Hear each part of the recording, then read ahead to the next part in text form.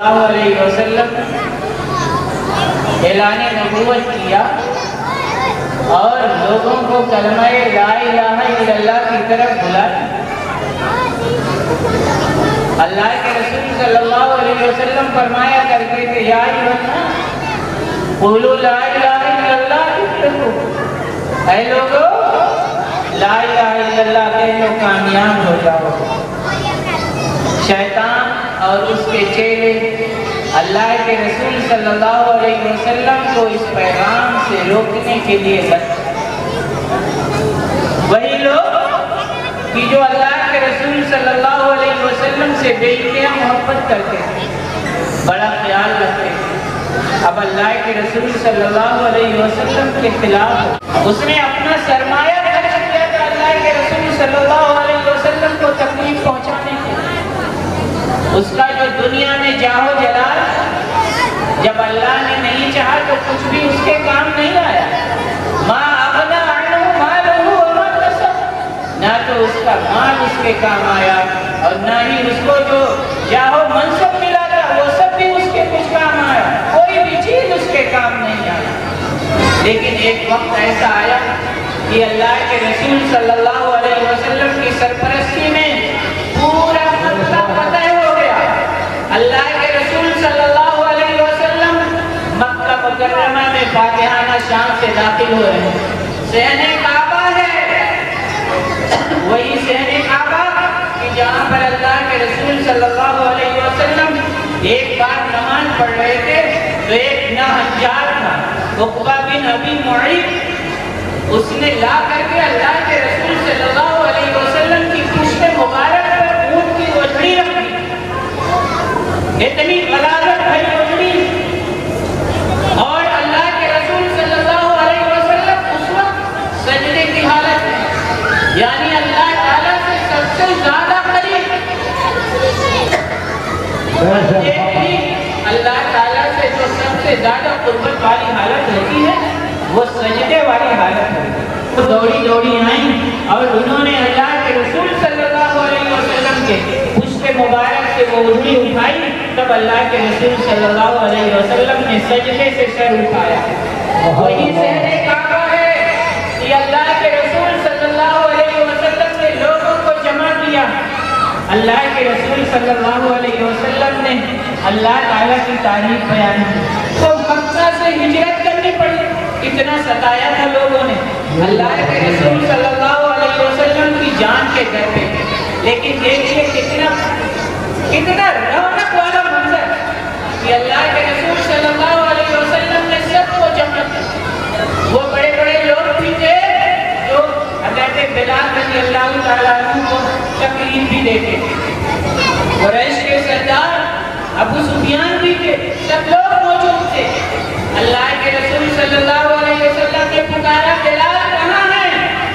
بلال آئے، عرض کیا ہے اللہ کے رسول صلی اللہ علیہ وسلم آپ کا حکم۔ اللہ کے رسول صلی اللہ علیہ وسلم نے فرمایا بلال کعبے کے چھت پر چڑھ جاؤ، اور جس نام سے تمہیں روکا جاتا تھا، لا الہ الا اللہ کہنے سے تمہیں روکا جاتا تھا، آ جاؤ سب کو اسی اللہ کی طرف دعوت دو۔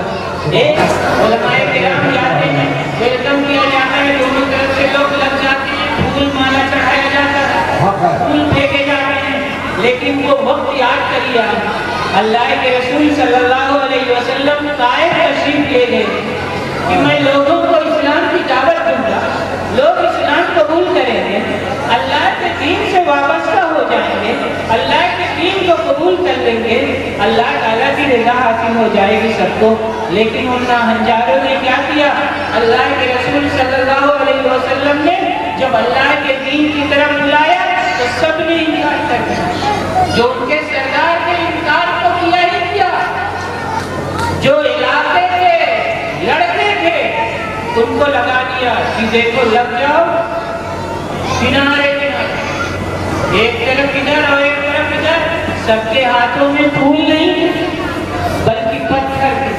پہاڑوں کے فرشتے نے کہا اے اللہ کے رسول صلی اللہ علیہ وسلم، یہ جبل ابو قبیس اور جبل قیقان اگر آپ حکم دیں تو میں ان دونوں پہاڑوں کو آپس میں ملا دوں اور یہ پورے طائف کو لوگ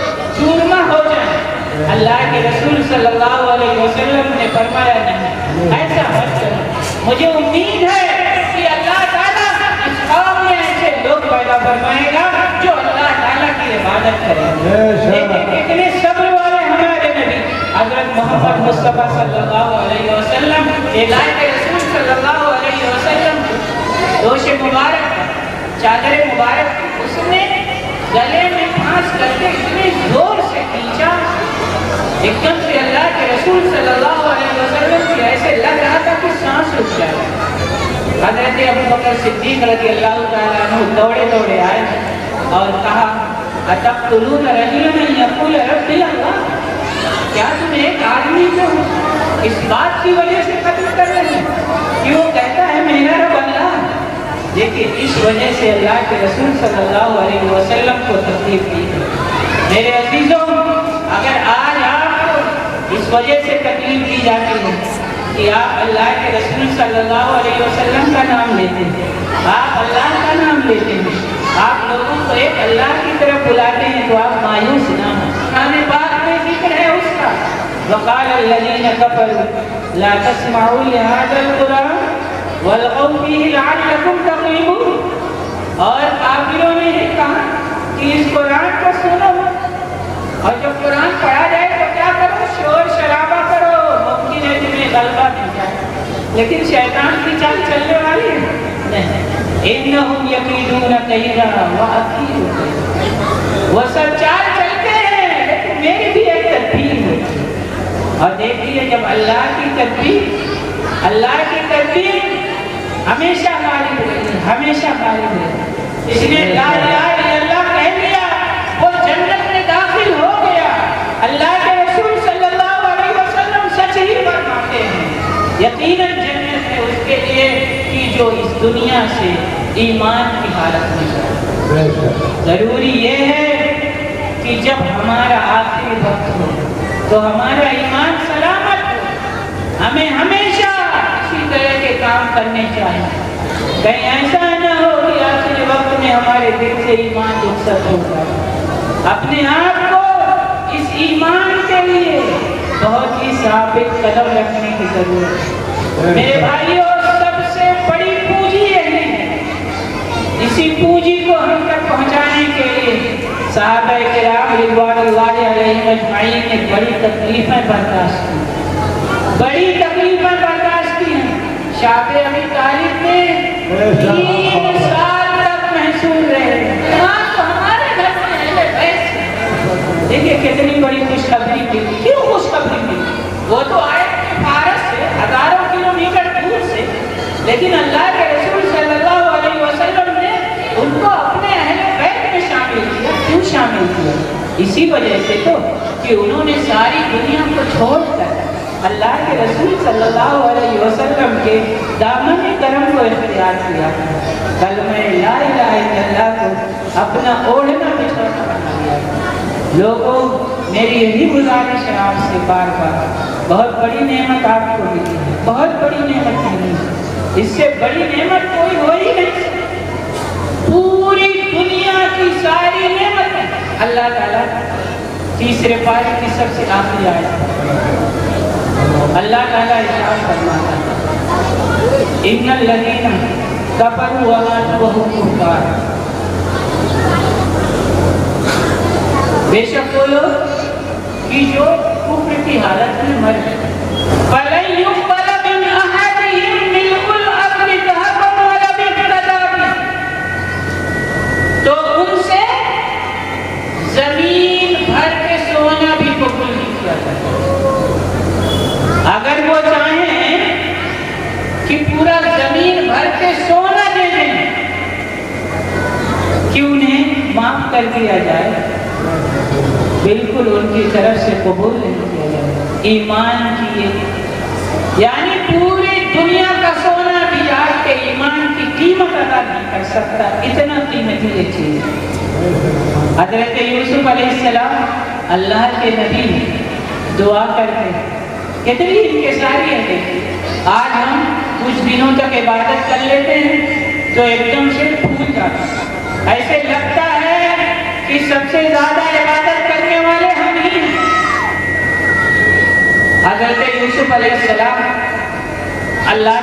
دعا کرتے ہیں ربی قد آتیتنی من الملک وعلمتنی من تأویل الحدیث فاطر السماوات والارض انت ولی فی الدنیا والآخرہ توفنی مسلما والحقنی بالصالحین. مجھے اس حالت میں اٹھانا کہ میں مسلمان ہوں. دیکھیں کتنی کس چیز کی وہ دعا کر رہے ہیں مسلمان ہونے. کچھ رہے یا نہ رہے پر یہ دعا ہے کہ امین نزا کے وقت سلامت میرا ایمان ہے. یہ دعا کر کے رہیے گا. حضرت یوسف علیہ السلام جیسا ایمان پیدا کریے اپنے اندر. حضرت یوسف علیہ السلام جس گھر میں ٹھہرے ہوئے اس گھر کی عورت کا دل حضرت یوسف علیہ السلام پر آ گیا. حضرت یوسف علیہ السلام بے انتہا خوبصورت بے انتہا خوبصورت. جس گھر میں تھے حضرت یوسف علیہ السلام عزیز مصر کے گھر میں اس کی عورت کا دل آ گیا. قرآن پاک میں باقاعدہ اس کا ذکر. اس نے کہا آؤ میرے پاس. حضرت یوسف علیہ السلام دروازے سارے بند تھے. حضرت یوسف علیہ السلام نے بند دروازے کی طرف دوڑ لگا. دروازے سارے بند تھے. حضرت یوسف علیہ السلام گناہ کی طرف نہیں تھے. بند دروازے کی طرف دوڑ لگا اور آخرکار انہوں نے ان کو اللہ تعالیٰ نے سانپ بچا لیا. سانپ بچا لیا اللہ تعالیٰ نے ان کو. وہ اللہ رب العزت سے دعا کرتے اس عورت نے دھمکی دیتے ہوئے کہا کہ اگر یوسف نے میری بات نہیں مانی وَلَئِن لَّمْ يَفْعَلْ مَا آمُرُهُ لَيُسْجَنَنَّ وَلَيَكُونَ مِنَ الصَّاغِرِينَ. اور جس چیز کا میں اسے حکم دے رہا ہوں اگر اس نے وہ بات نہیں مانی تو اسے جیل میں ڈال دیا جائے. حضرت یوسف علیہ السلام اللہ تعالیٰ سے دعا کرتے ہیں ربی اے میرے پروردگار السجن احب الی مما یدعوننی الیہ. قید خانہ مجھے زیادہ پسندیدہ ہے بنسبت اس کے کہ جس کی طرف وہ مجھے بلا رہے. قید میں جانا منظور کر لیا حضرت یوسف علیہ السلام نے لیکن برائی کی طرف نہیں. آج وہ ایمان اپنے اندر پیدا کیجیے. نوجوان تھوڑی تھوڑی بات پر بہک جاتے ہیں. نرمی آ کر کہتے ایسا ہو گیا تو کیا کر سکتے. لیکن دیکھیے اللہ کے بندے کس طرح کی بات کہہ رہے ہیں. کتنا ایمان پختہ ہے. اللہ تعالیٰ کی مثال اسی وجہ سے تو بیان کر رہے ہیں تاکہ ہم قرآن پاک پڑھیں اور قرآن پاک پڑھ کر کے اسی طرح کا ایمان اپنے اندر پیدا کریں. آخرکار حضرت یوسف علیہ السلام کو دیکھیں کس طریقے سے نوازا گیا. اسی جیل میں کہ جس میں ڈالے گئے تھے وہاں سے جب نکلے ہیں تو مصر کے وزیر خدا بن کر کے مصر کی پوری ذمہ داری حضرت یوسف علیہ السلام کو دے دی گئی. حضرت یوسف علیہ السلام نے مصر میں اللہ کی وحدانیت کا چراغ جلایا. کتنا بڑا مرتبہ. بے شک اللہ کے وہ بندے جو اللہ سے ڈرتے ہیں جب انہیں شیطان کی طرف سے کوئی وسوسہ کوئی جھونکا آتا ہے تو ایک دم سے انہیں خدا یاد آ جاتا ہے. وَإِذَا هُمْ مُبْصِرُونَ تو وہ بصیرت والے ہو جاتے ہیں. جیسے ہی انہیں یہ آیت کریمہ یاد آئی تو بے ہوش. گھر والوں کو پتہ چلا. ان کے والد گرامی آئے لے کر کے گئے گھر پر اور اس کے بعد جب ہوش میں آئے وہ واقعہ یاد آیا ترنت وہ آیت کریمہ یاد آئی پھر چیخ ماری بے ہوش ہو گئی. انتقال ہو گئی. راتوں رات گھر والوں نے اور محلے کے لوگوں نے ان کو مل کر کے دفن کر دیا. امیر المؤمنین حضرت عمر فاروق رضی اللہ تعالیٰ عنہ کو پتہ چلا کہ آج رات کس طرح کا واقعہ ہوا. امیر المومنین حضرت عمر فاروق رضی اللہ تعالیٰ عنہ نے فرمایا مجھے بتاتے تو میں بھی جنازے میں شریک ہو گئی. دیکھیے آج امام صاحب اگر 5 سے 6 آیت تلاوت کر رہے ہیں تو ہمارا دل ڈوبنے لگتا ہے. جمائی آنے لگتی ہے. اگلے دن امام صاحب کو سنانے لگتے ہیں امام صاحب آپ کو پتہ نہیں ہم بزرگ لوگ بھی ہیں کیا صحابہ کرام رضوان اللہ علیہم اجمعین میں کچھ لوگ نہیں تھے؟ بتائیے، مسئلہ یہ ہے کہ آپ کو قرآن سے حقیقی محبت ہے نہیں، آپ قرآن سمجھتے نہیں ہیں، اس وجہ سے آپ کا ایٹیٹیوڈ ہے۔ اگر آپ اپنا ایٹیٹیوڈ بدلنا چاہتے ہیں تو آپ قرآن کو سمجھیے، تبھی تو پتہ چلے گا کہ آج امام صاحب نے جو پڑھا ہے اس میں ہمارے لیے پیغام کیا ہے۔ حضرت عبداللہ ابن مسعود رضی اللہ تعالیٰ عنہ تلاوت کرتے جا رہے ہیں، جب آیت کریمہ پر پہنچے فَكَيْفَ إِذَا جِئْنَا مِنْ كُلِّ أُمَّةٍ بِشَهِيدٍ وَجِئْنَا بِكَ شَهِيدًا عَلَىٰ هَؤُلَاءِ، اور اے محبوب ہر امت سے ہم گواہ لائیں گے اور ان سب پر آپ کو گواہ بنائیں گے۔